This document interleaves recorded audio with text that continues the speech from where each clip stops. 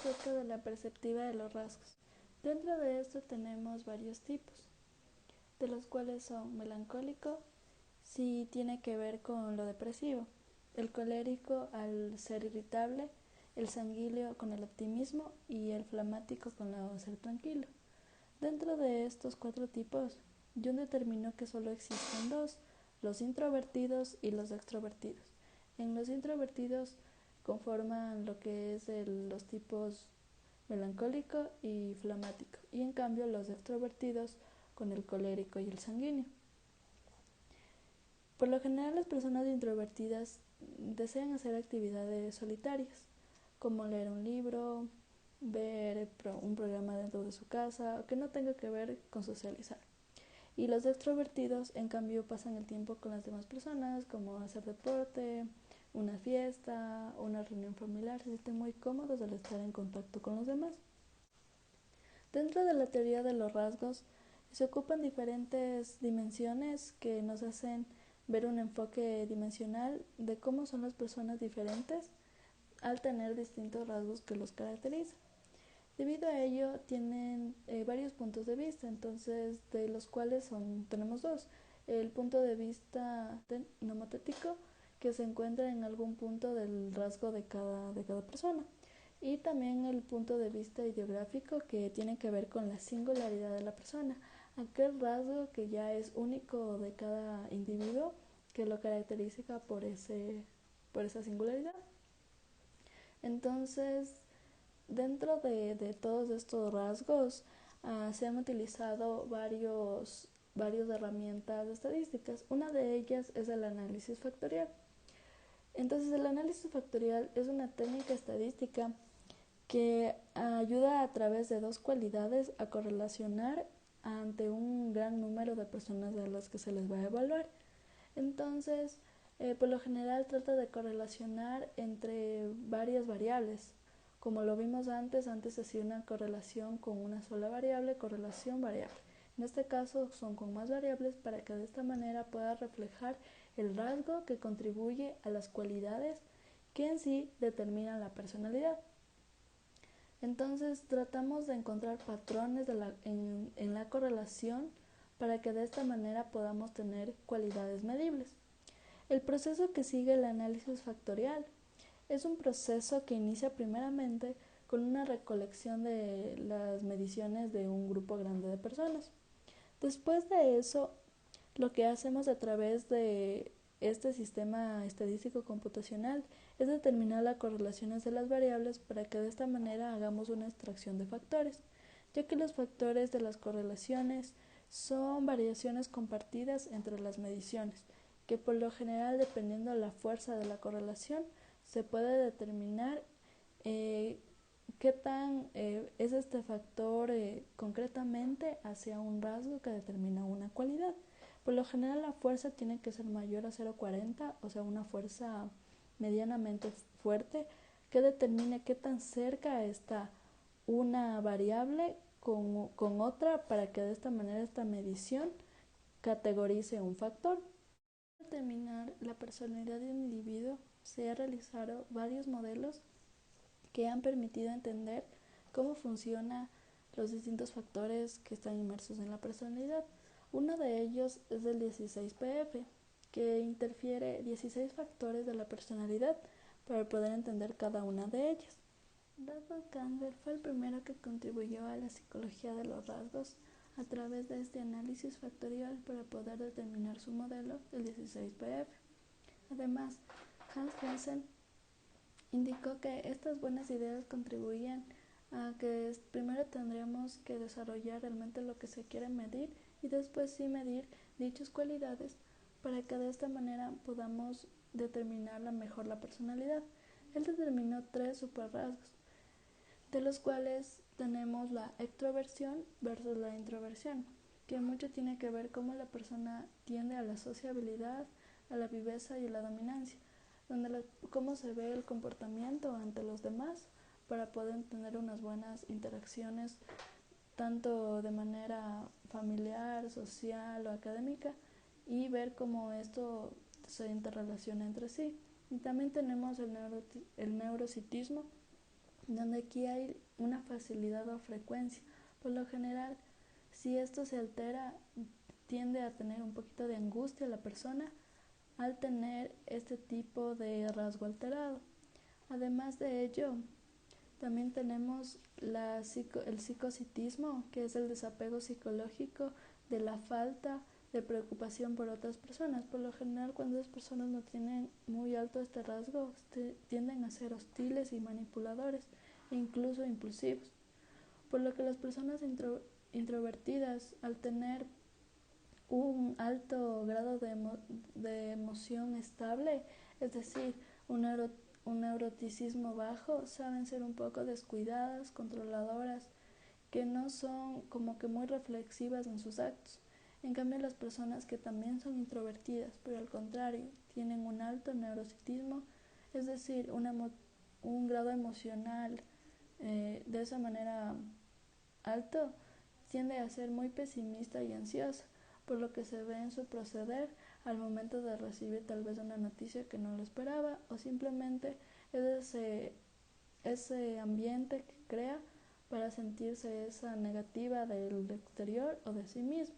La realidad es el círculo de la interpersión, donde en esto es un conjunto de patrones de personalidad, determinar diferentes personalidades al ser combinadas por dos dimensiones centrales, que en este caso son el amor y la dominancia. Como se puede ver en el gráfico, este está dividido de acuerdo a qué tan orientados están a estos dos rasgos para determinar cuál es la personalidad que define a cada persona. Wiggett decía que las diferencias en la personalidad a veces son combinaciones de estas dos dimensiones. Entonces es una forma de ver cómo la personalidad está conjugada por varios factores que determinan la personalidad que generará su conducta, ya que una alta dominancia y ser un poco insensible en el efecto del amor te puede convertir en alguien arrogante y calculadora. En cambio, si tienes esa misma dominancia, pero un poco más de calidez hacia los demás, puedes ser alguien extrovertida o gregaria, que eso nos permite tener como que más forma de poder convivir con los demás e incluso con uno mismo. Después de analizar los anteriores modelos para la personalidad, tenemos uno más que define los 5 rasgos básicos de la personalidad, también conocido como el Big Five. En este se puede tener a estos rasgos que son los prioritarios para determinar a la personalidad, como es la extroversión, el neurocitismo, la amabilidad, la escrupulosidad y el intelecto. Pues en cada rasgo o factor se puede tener varias características que definirán tu reactivo. Por ejemplo, si eres extrovertido, podrás verte un poco más enérgico o feliz. Si eres en el factor del neuroticismo, podrás verte más nervioso o temeroso. En cambio, en la amabilidad tiene que ver con la calidez, que eso te hace ver un poco más sensible al mundo. En cambio, la escrupulosidad tiene que ver con la responsabilidad, con el hecho de ser cauteloso, hasta imprudente, por lo que te puedes ver un poco de tener una característica de ser cuidadoso, limpio o perseverante a lo que quieres lograr. En este caso también tenemos el intelecto. Es un factor que tiene características que tiene que ver mucho con el desarrollo más de la persona, que te hace ver con un reactivo imaginativo o original, verbal, algo que te hace resaltar en este factor del intelecto. Estos factores tienen mucho que ver cómo se interactúan con la sociedad o con los demás y se convierten en rasgos sociales. En el caso de la extroversión tiene mucho que ver con el impacto social.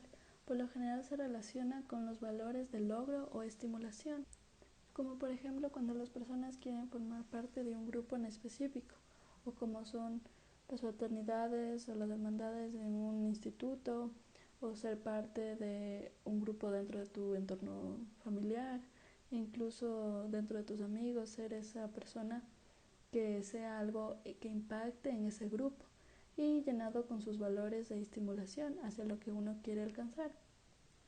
Por otro lado, la amabilidad trata de mantener relaciones positivas con los demás. Se relaciona con los valores de la generosidad y la tradición, ya que si por lo general trata de tener una mejor respuesta hacia ciertos conflictos sociales, como puede ser cuando tenemos este factor alto. Por lo general cuando somos adultos tendemos a enojarnos menos, estamos rehúsos a estar inmersos en conflictos, tanto sea a nivel de la pareja o tal vez entre hermanos o alguien que tú conoces. También reduce el comportamiento antisocial hasta el consumo de alguna droga o estupefaciente o fumar o tomar. Una persona que sale con este factor alto por lo general no evita este tipo de situaciones. Por otro lado tenemos la escrupulosidad, que tiene que ver con muchos comportamientos poco sensibles o riesgosos. Por lo general las personas que salen con este factor un poco más predominante tienen el interés de tener una carrera, pero que no realmente haga un alto estándar de vida. Por lo general tiene que ver mucho en el logro académico en la etapa de la adolescencia, pero en cambio en la etapa de adultez tiene mucho que ver con el grado de religiosidad que uno tiene, tanto personal como social, compartido en la familia o en una comunidad. Además de que también se puede ver el grado de responsabilidad que tiene frente a sus propias convicciones. Y el neuroticismo tiene que ver con la angustia o cuando uno perjudica su desempeño académico, que tiene que también ver que cuando este factor es alto, la probabilidad de distanciarse ante un evento negativo es muy alta. También un ejemplo puede ser cuando uno escribe algo sobre sí mismo, pero de una forma negativa. Además, este factor cuando se tiene muy elevado o muy bajo tiende a generar una depresión de una forma más fácil e incluso se acerca a adicciones e incluso a una muerte temprana. Todos estos modelos entienden los distintos rasgos y factores que comprenden a la personalidad. Debido a ello, el Big Five es una herramienta modelo que coge los 5 factores básicos, que son características muy similares pero al mismo tiempo diferentes de los otros modelos. Por ejemplo, en la teoría de Hessen, en comparación con el Big Five, la teoría de Hessen tiene 3 superrasgos, que es la extroversión, la estabilidad emocional y el psicocitismo. Que en el Big Five la estabilidad emocional vendría a ser el neurocitismo y el psicocitismo la amabilidad y la escrupulosidad. Debido a ello que a través de un inventario de personalidad neo-revisado es como a través de rasgos estrechos combinan distintas puntuaciones que determina cada superrasgo, como lo hace en el Big Five, que determina la personalidad de cada persona, ya que son rasgos o subcategorías que determinan este superrasgo. Como decía Hessen, el corazón de los rasgos son los superrasgos, los cuales a su vez se componen de facetas más específicas. Es a lo que las dos teorías se refieren de manera similar, pero con sus diferentes terminologías. Asimismo es con el círculo interpersonal, que utiliza 2 rasgos del Big Five, que en este caso es el amor y la dominancia, siendo el amor la amabilidad y la dominancia la extroversión. Debido a ello, Huygens, que es el que denominó este modelo, vio que la extroversión no es solo una combinación de 2 cualidades dentro de su modelo, sino que también es una dimensión básica. Otro modelo es el de Tellegen, que este modelo ve a todo el comportamiento del Big Five como la emocionalidad positiva y la emocionalidad negativa, que en estos 2 casos la emocionalidad positiva tiene que ver con el éxito social, es decir, la extroversión, y en cambio la emocionalidad negativa, que son los índices de lo que es desajusto, viene con el neurocitismo, y en cambio la fuerza es denominado el psicocitismo, que se relaciona con el comportamiento negativo o puede serlo antisocial o generar algún adicción a un consumo de drogas, de alcohol o cosas como esas, o un comportamiento criminal. Dentro de la personalidad tenemos varios aspectos, como son los rasgos, que son aspectos estables o dimensiones continuas que a la personalidad influyen en el comportamiento, como ya se habló antes. Además tenemos el situacionismo, que son situaciones que son las que determinan principalmente al comportamiento. Por lo general los psicólogos sociales son los que más se orientan por esta interacción con el comportamiento, ya que determinan que el ambiente puede ser un factor muy determinante para causar estas acciones. También tenemos el interaccionismo, que en este se refiere a que las situaciones y la realidad de la persona interactúan para determinar el comportamiento, ya que debe existir tanto la una como la otra para poder explicar completamente el hecho de cómo se comporta y la personalidad de un individuo. Y esto dependerá de las situaciones a las que esté inmersa cada persona, que pueden ser fuertes o débiles, ya que las personas también pueden elegir el ambiente que influye en el comportamiento, ya que tienen la decisión de estar en ese ambiente o no. Entonces, una situación fuerte puede ser algo que llegue al conflicto, como puede ser un hospital en un momento crítico, o un momento estar en la defensa civil, o esas cuestiones que refieren una cuestión más de exigencia de la persona.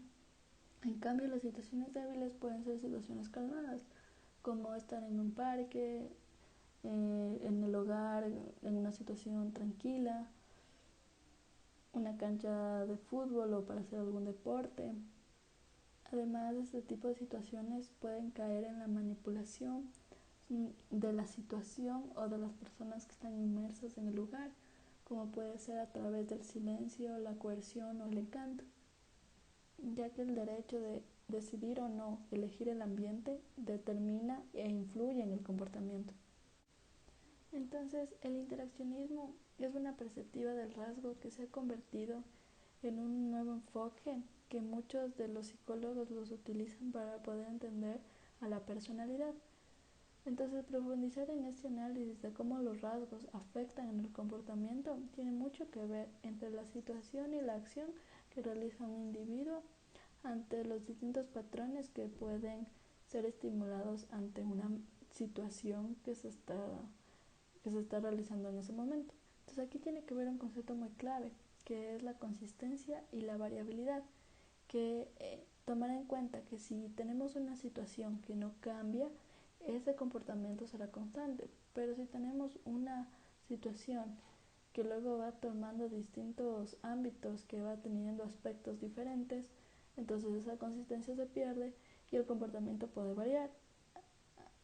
Hay que tomar en cuenta que también se difiere de cada persona, no por el hecho de que una persona va a reaccionar de dicha manera quiere decir que esa persona también lo va a hacer. Entonces, si nos enfrentamos en un ambiente, por ejemplo, de mucha tensión o de peligro, una persona puede reaccionar, salir corriendo, otra no puede reaccionar, puede llorar, puede reír. Entonces, aunque la situación sea la misma, no quiere decir que todos actuemos de esa manera. Es lo que nos da la singularidad como individuo.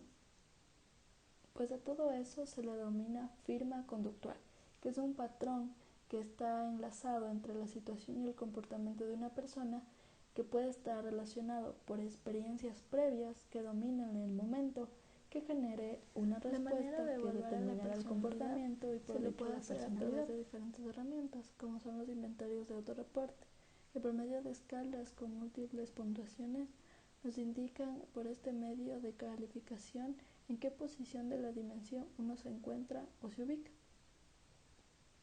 Eso nos permitirá tener diversas reflexiones sobre cada rasgo que se intenta medir. Pues esto genera que podamos determinar perfiles en la personalidad, donde en cada perfil se describe el lugar de la persona en cada dimensión que mide el inventario. Y de esta manera poder predecir cómo actuará esa persona y en qué sentido está la persona para definirse en ese perfil de personalidad.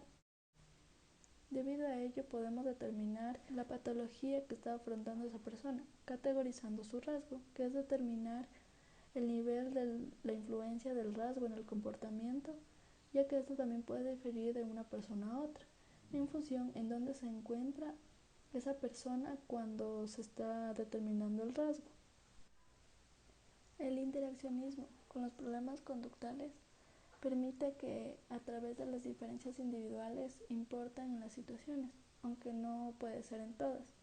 Debido a ello tiene varios principios como es la vulnerabilidad o la susceptibilidad, que a través de la interacción se puede determinar a través de un modelo llamado diastesis-estrés, donde a través de este principio, con la cantidad de estrés, puede determinar cómo un problema se puede ir desarrollando, ya que son bastante comunes para analizar los problemas psicológicos, ya que las personas pueden ejercer un cierto control sobre las situaciones de las que deciden estar, debido a ello a su conducta.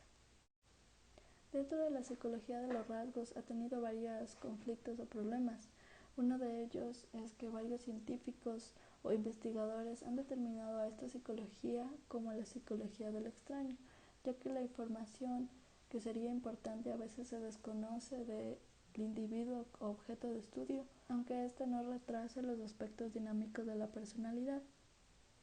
Además, no pretender presentar una imagen completa de las personas, sino solo un punto de vista, como es el hecho de solo ver un aspecto o rango o factor que pretendemos que es parte del conflicto de determinar la personalidad o la distinta problema o patología que presenta un individuo. Y además desarrollar vínculos con otras perspectivas que influyan en los rasgos y proporcionen un sentido en el mecanismo con el que se desarrolla tanto la personalidad como la conducta interaccionando con su entorno.